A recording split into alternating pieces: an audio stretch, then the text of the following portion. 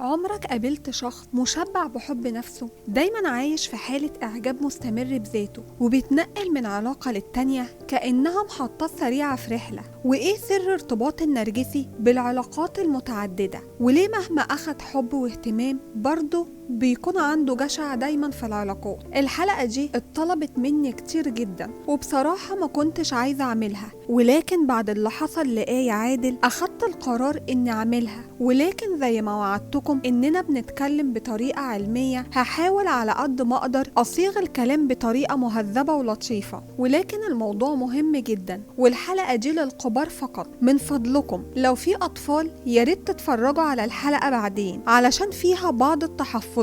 الحلقة دي بلس 18. هنعرف في الحلقة دي أسرار النرجسي والجنس، وهنعرف مع بعض إزاي بيفكر وليه مش بيقدر يكتفي بشريكة واحدة، وإيه الحاجات اللي بتدفعه للعلاقات المتعددة حتى لو على حساب مشاعر اللي حواليه. هنكتشف مع بعض الوجه الخفي للنرجسي ورحلته اللي ما بتنتهيش في البحث عن الإشباع الجنسي والاهتمام، وهنعرف يعني إيه جنس، وهل هو فطرة أو غريزة، وليه إحنا بنطلب الجنس. الحلقة فيها نقاط مهمة وخطيرة وحساسة جدا عن النرجسي والعلاقات الخاصة والحميمية. طبعا الحلقة دي بنوه تاني للكبار فقط بلس 18. أول حاجة لازم نعرفها إيه فايدة العلاقة الحميمة في حياتنا وأثرها على الصحة النفسية. ليه ربنا سبحانه وتعالى خلق الإنسان بيتلذذ بالعلاقة الجنسية مع الشريك؟ الإنسان هو المخلوق الوحيد على وجه الأرض اللي بيشعر بالاستمتاع بهذه العلاقة مع الشريك، وده هدفه تقوية الصلة بينهم والترابط العاطفي والحب. أثناء العلاقة الجنسية بيفرز الجسم عدة هرمونات وبتلعب دور مهم جدا في تعزيز الشعور بالمتعة والارتباط العاطفي، ومن أبرز الهرمونات دي هرمون الأكسيتوسين أو هرمون العناق، وبيتم إفرازه أثناء المداعبة والنشوة الجنسية، وده بيعزز الارتباط العاطفي بين الشريكين وبيقلل التوتر وبيزيد الشعور بالراحة والثقة. وأثناء الإثارة بيفرز هرمون الدوبامين، ودوت هرمون النشوة وهو مسؤول عن الشعور بالسعادة والمكافأة، وده بيعزز الرغبة الجنسية والإحساس بالمتعة. وهرمون السيروتونين بيساعد في تحسين المزاج والاسترخاء بعد العلاقة الجنسية، وده بيساهم في الشعور بالراحة والرضا النفسي. أما عن هرمون الإندروفين ده بيقلل الألم وبيحسن المزاج وبيمنح إحساس بالسعادة والاسترخاء بعد العلاقة. أما عن هرمون التستوستيرون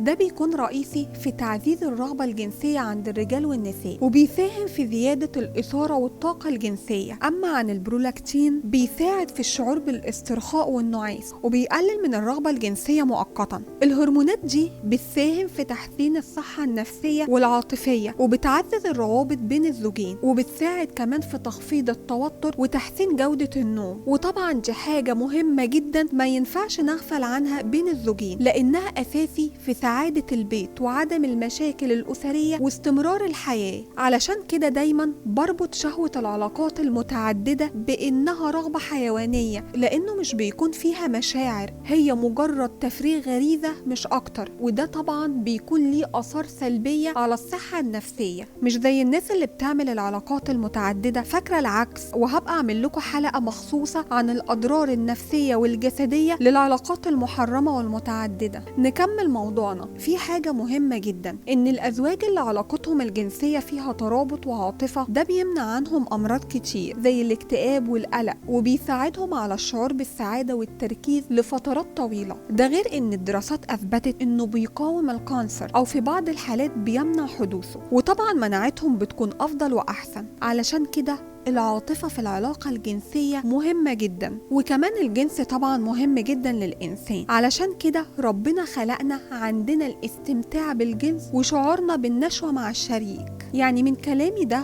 هو غريزة مش مجرد رغبة فقط، غريزة فطرية ربنا خلقنا عليها، لأنه لو رغبة هيكون حاجة كده سريعة، هيكون مفيش فيها أي ترابط عاطفي ولا حميمية. وأقدر أقول إن كمان الجنس مش عيب ولا حرام طالما هو في الإطار الشرعي، لأن في بعض العائلات بيكونوا متجوزين لفترات زمنية طويلة جدا، والست بتكون فاكرة إن ده حاجة عيب وبتكون محرجة جدا منها، وطول الوقت بتنكر احتياجاتها لهذه العلاقة كأنها وصمة من العار. وساعات في أسر بتفتكر إن العلاقة الحميمة لصغار السن بس، يعني لو جوزها قرب منها تقوله إحنا كبرنا على الحاجات دي، وكأنها حاجة اكسباير. وفي أسر برضو بتعتبر إن العلاقة للتناسل والتكاثر بس، وده طبعا مفهوم غلط تماما. وفي أزواج بتعتبر إن الزوج هو اللي من حقه الاستمتاع فقط، وإن الزوجة مش من حقها التعبير عن احتياجاتها الجنسية، ولو اتكلمت ده عيب جدا، وإنها مجرد أداة للفعل فقط.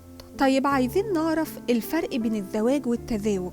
الزواج هو إقامة علاقة كاملة بين 2 عقلاء بيجمع بينهم المودة والرحمة والتراحم والحب، وعندهم أدوات للتعايش اليومي مع بعض بشكل متوازن وجميل وسعيد. حتى مع الخلافات بيكون مفيش خلاف، بمعنى إن الاختلاف في الرأي لا يفسد للود قضية، وبالتالي هيكون عندهم رغبة وشهوة لبعض، ويستحملوا بعض ويراعوا بعض، وطبعا مشاعرهم بيقدروا يشاركوها مع بعض، وبالتالي بتنتهي بمشاركة الأجساد وهي العلاقة الحميمية. لأن لو رجعنا لديننا هنلاقي إن المعاشرة بين الزوجين ربنا بيدينا عليها أجر وثواب. أما التزاوج ما هو إلا تفريغ شهوة باستخدام جسد الآخر من أجل الحفاظ على النوع أو النسل، أو علشان أخلف ولد يشيل اسم العيلة، أو علشان الشريك عنده مميزات ممكن يضيفها للآخر. وطبعا المشاعر بينهم بتكون معدومة، وبالتالي هتؤدي إلى الكراهية والتعاسة، وطبعا ممكن يؤدي إلى انحرافات جنسية خطيرة وخيانات زوجية من إحدى الطرفين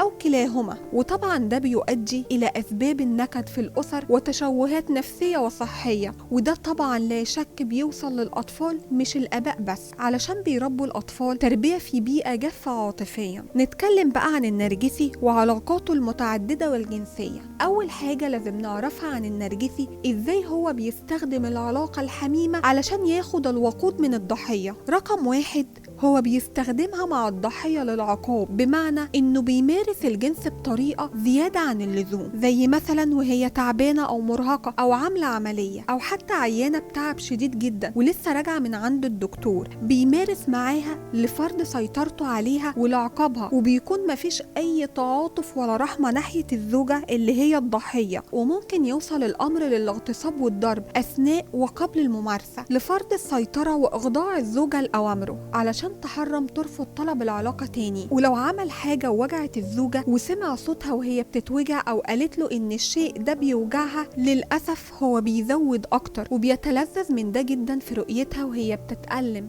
النقطة اللي بعد كده إدمان النرجسي الإباحية. هو بيحب يشوف بعض الحاجات الغير مألوفة وبيقلدها علشان يثبت لنفسه إنه قادر. بيكون عنده ميول استعراضية في العلاقة الحميمة، كأنه واقف قدام مسرح أو بيلقي حاجة قدام الناس وعايز يعمل أشياء غير مألوفة، وده علشان يرضي الإيجو عنده. هو مش علشان الزوجة خالص، بالعكس هو علشان يثبت حاجة جوه نفسه هو بس.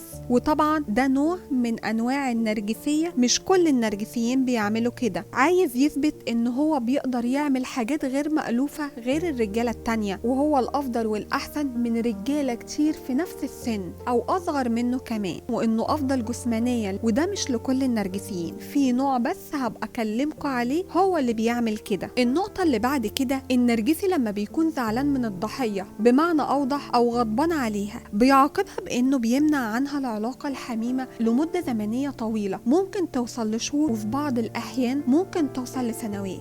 إنه بيفضل فترة طويلة جدا ما يلمسش زوجته. النقطة اللي بعد كده إنه بيفضل مخاصم الضحية أو بينكم مشاكل، وبيكون كويس جدا معاكي وقت العلاقة الحميمية بس، وبعد كده يرجع زي الأول تاني وحش جدا وخناق وبهدلة وقلة قيمة لأقصى درجة، ويرجع تاني لو عايز علاقة يكون كويس، وهكذا. يعني الزوجة عنده مجرد أداة للجنس وبس، بيكون مفيش مشاعر ولا إحساس ولا حميمية بينهم، مفيش أي ترابط عاطفي. وطبعا ده بيخلي الزوجة ما تحسش بأي حميمية في العلاقة ولا أي حب لدرجة إنها بتكره العلاقة، لأنها بتحس إنها مجرد أداة فقط لتفريغ شحنات جنسية من الزوج. النقطة اللي بعد كده ممارسة العلاقة كوسيلة للسيطرة على الزوجة، يعني مهما كانت زعلانة أو غضبانة هو هيمارس ده علشان يرضي نفسه، وهي مش مهم حتى لو العلاقة ما فيش فيها راحة للزوجة وتفريغ لمشاعرها، مش مهم خالص عنده. المهم هنا هو يكون مسيطر ومهيمن عليها وإنه متحكم فيها على الرغم من رفضها حتى لو وصل الأمر للاغتصاب. وبيكون النرجسي متلذذ جدا لما بيشوف زوجته مش فرحانة بعد العلاقة وإن هو اللي أجبرها على حاجة هي مش عايزاها علشان يتعب أعصابها وتكون طول الوقت مخنوقة وزهقانة. ده غير كمان إن هو بيكون جوه نفسه لازم يتحكم في زوجته جنسيا علشان ما تعرفش تخرج عن طوعه خارج إطار العلاقة الحميمة، بمعنى في الحياة اليومية تكون تحت طوعه لو هو اتحكم فيها جنسيا. النقطة اللي بعد كده طبعا الزوجة مش هتكون مكفية النرجسي لأنه ما بيرضاش بامرأة واحدة، هيبدأ يلوم الزوجة ويقول لها أقبح الألفاظ وبيتهمها بأنوثتها وإنها مش مكفياه. ولو هو راجل متخفي ورا عباية الدين هيقول لها إنه عايز يتجوز، ورحلة البحث عن عروسة بتبدأ ويشوف بنات أشكال والوان علشان يمتع نفسه بلذة البدايات. وطبعا في الأغلب هو مش هيتجوز لأنه بيدور على ثراء، أو لو هو مش متدين بيعمل علاقات غير شرعية كتير جدا سواء على أرض الواقع أو علاقات سوشيال ميديا. وطبعا بيظهر إنه الزوج الغلبان المغلوب على أمره وزوجته شيطانة وهو بيضحي طبعا علشان الضحية الجديدة تقع في شباكه. وطبعا مع الوقت هو بيمل ويزهق ويشوف ضحية تانية لأن النرجسي ما بيعرفش يحب، وفي منهم بيتجوز فترة زمنية محددة ويطلق ويشوف غيرها وهكذا. طبعا ده لو مقتدر ماديا. وطبعا النرجسي مش بيشبع من العلاقات المتعددة سواء في إطار الزواج المتكرر أو العلاقات الغير شرعية، لدرجة إنه ممكن يعمل زنا محارم عادي جدا بدون أي تأنيب ضمير، وعمره ما هيتم إشباعه جنسيا حتى لو عرف نساء كتيرة جدا، وده لأنه عنده هشاشة نفسية وده بيكون نتيجة اضطراب نفسي من الصغر. كمان ممكن يستخدم جسد الضحية لممارسة العادة السرية من غير علاقة كاملة أو إهانة جنسيا والإذلال الجنسي، وبيكون الصلة الوحيدة بينه وبين الضحية هي الصلة الجسدية فقط، مفيش أي تقارب تاني سواء فكري أو عاطفي لأنه طبعا مش شايف غير أداة للمتعة بس. طب دي أفعال النرجسي بعد الزواج. أفعال النرجسي بقى قبل الزواج يعني أيام الخطوبة وبداية التعارف. تعرفي النرجسي إزاي من الناحية الجنسية؟ أول حاجة هتلاحظيها اختراق الحدود الشخصية بكلام مثير، يعني طول الوقت بيكلمك في الجنس وبيحاول إنه يثيرك. بيكون شخص عجول ومتسرع جدا من الناحية الجنسية، مش بيحاول يبني علاقة وطيدة بينكم ويشوف ايه النواقص فيكم وانكم تعدلوها مع بعض. كل كلامه بيكون عن جسمك قد ايه جميل ومثير بالنسبة له، وعن شكلك ووشك وشعرك، وطبعا محاولات متعددة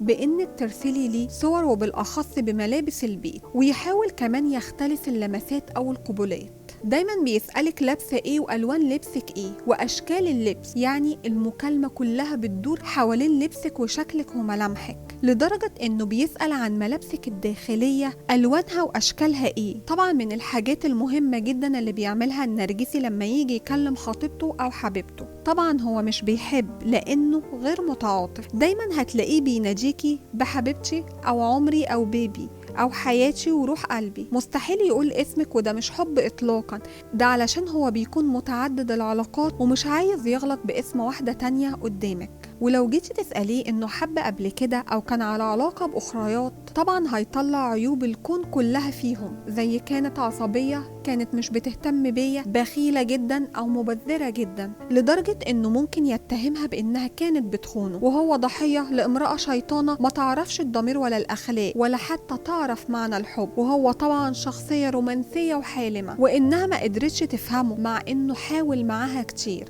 النرجسي لازم يتكلم على علاقاته السابقة كأنهم شياطين، وده لأنه مش بيحب يغلط نفسه إطلاقا، علشان كده لازم يرمي اللوم كله على الأخريات، وعلشان يحسس الجديدة بمعاناته والظلم اللي حصل له علشان يدفعها إنها تحاول إسعاده. وطبعا إسعاده بيكون في الكلام السكشوال، وهي علشان ترجيه يبدأ الكلام يتزايد، وبعد كده ما بيبقاش كلام بس، بيكون فيه تجاوزات فعلية لبعض البنات. النرجسي بيحب جدا علاقات السوشيال ميديا أكتر من الواقع بكتير، لأن ده بيحسسه بنشوة ولذة أكتر من الواقع، لأن النرجسي بيحب الكلام السكشوال والخيالات، لأنه على أرض الواقع بيكون مش متأكد إنه يعرف يعمل جميع الكلام اللي هو بيقوله. طبعا ده لهشاشته النفسية وعدم ثقته في نفسه وفي ذاته. وطبعا الكلام اللي بيقوله للبنت دي بيرجع يقوله لبنت تانية وبنت تالتة ورابعة، هو نفس الكلام، لأننا قلنا النرجسي مش بيحب، النرجسي ما عندوش مشاعر، واخد الكلام كأنه اسطمبة بينقلها من واحدة للتانية لمجرد بس تفريغ شيء عنده مش أكتر. وفي سؤال مهم جدا دايما يجيلي، إن لو الزوج مسافر ينفع أعمل معاه علاقة كاملة أونلاين؟ بجد أنا منصحش أي ست تمارس العلاقة مع زوجها أونلاين، لأن بعض الأشخاص المصابين بالنرجسية أو اضطراب الشخصية النرجسية، ودي حاجة ودي حاجة تانية، ممكن ياخد الفيديوهات والصور دي ويبدأ بابتزاز الزوجة، لأن الأشخاص دي بتكون غير سوية ودايما بيحبوا إخضاع والسيطرة على الشريك وتعذيبه نفسيا بأقصى الطرق الممكنة. كمان النساء اللي بتسمح بتصوير العلاقة الحميمة هي وجوزها،